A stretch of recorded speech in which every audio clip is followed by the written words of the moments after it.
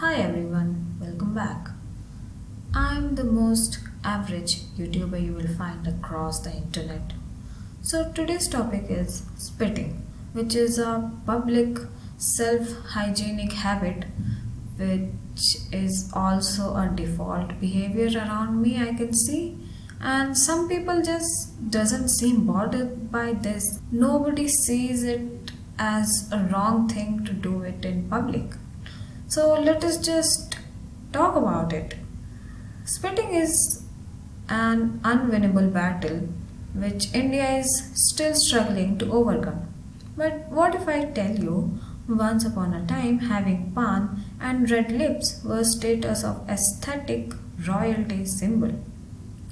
Let us travel back to 7th century, where in Sanskrit, texts like Harsha Charita, written by court poet Bhana Bhatta, he depicts the chewing of betel leaf as a sign of elegance and refinement.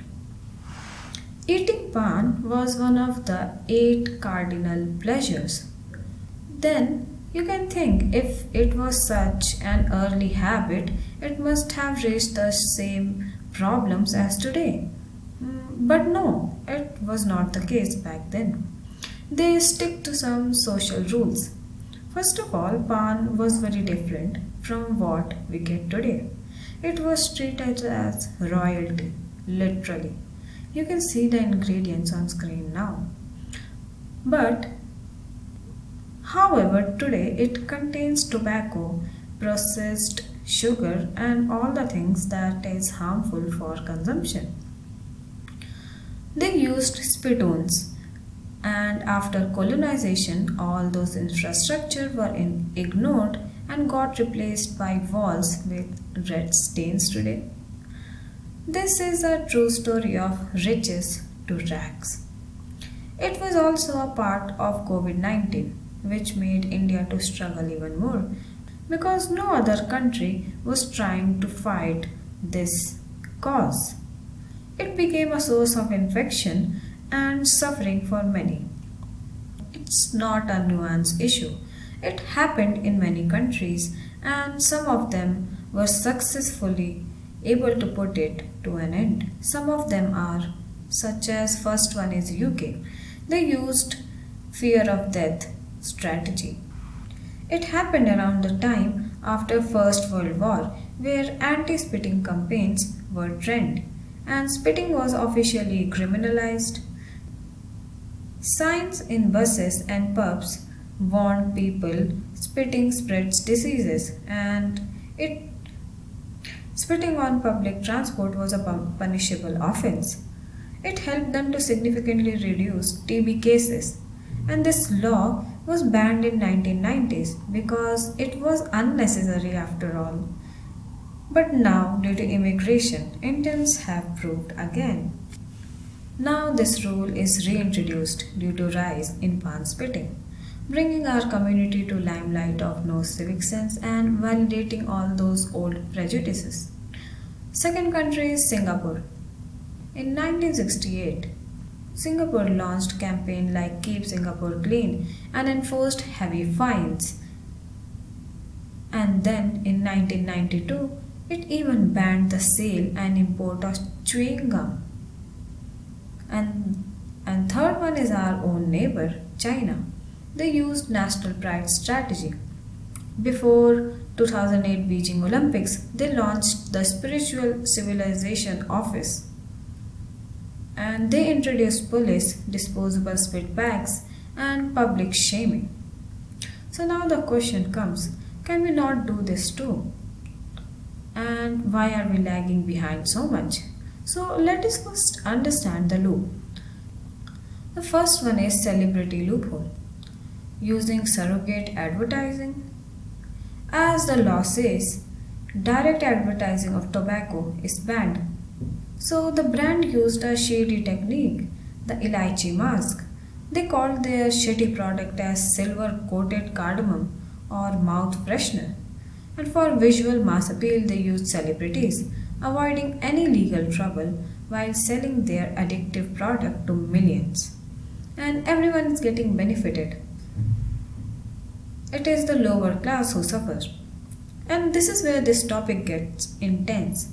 Cleaning these spitting stains requires harsh chemical, high pressure steam, and intense manual scrubbing. Railway spends approximately 1,200 crore annually to remove these stains. And because this work is considered unclean, it is almost outsourced to contractors who hire Dalit and marginalized laborer at minimum wage. These workers handle this biohazard, which may contain TB pathogen, without gloves or mask, further perpetuating the health crisis. Then government categorizes the tobacco as sin goods and tax them at highest GST rate, that is 28% plus heavy cess. This makes this industry so money intensive that if they ban Gutka tomorrow, they will face a massive deficit. Then government uses this money to build cancer hospital to treat the same people. It's a zero-sum game where only middlemen gains the profit. Let us look at the economic paradox, that is revenue versus health cost. There is a staggering disparity between what is earned and what we lose. So let me start with tax revenue. India collects 75,000 crore annually in tobacco taxes, and it incurs its 1% of GDP, which is approximately 1.77 lakh crore annually. For every 100 rupees, the country receives in excise tax from tobacco, and it incurs 816 rupees in cost burden, which is higher than 8 times the revenue. Despite this revenue, the allocated fund is rupees 50 crore annually to National Tobacco Control Program, which is less than 0.07% of tax collected. So who do you think is getting benefited from this? No one really. People are getting addicted to this substance and giving this corporation to grow more and more richer and sucking our literal blood. It is a whole addictive poverty cycle. First of all, who need it is doing low wages, high stress work. So taking this stimulant to work for 12 plus hours, it's easily available and affordable, which makes it a great option. After chewing it, it creates a psychological surge to spit it out, which creates cleaning cost. It can cause TB or oral cancer. The family takes loan for treatment and keeping the whole family in lower class for next generation too. This low cost shitty stimulant, we can say, provides them that addictive response which they can't leave now. Celebrities and corporations are making money like anything. You will see a lot of endorsement as IPL is coming around the corner. They will earn billions of profit from addiction, and state will collect the same tax.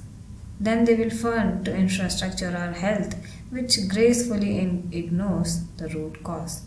We are capable of eliminating this necessary evil. We have to start thinking with ourselves. We have to understand our responsibility to respect public spaces as our own. We should consider before worshipping celebrities and blindly following their path, and understand how they are just using us for their wealth. Our addiction is their income. All of this can be put to an end if we try and learn from who have already proved this and overcame this massive problem. Until this, I will leave you with the question of what's next.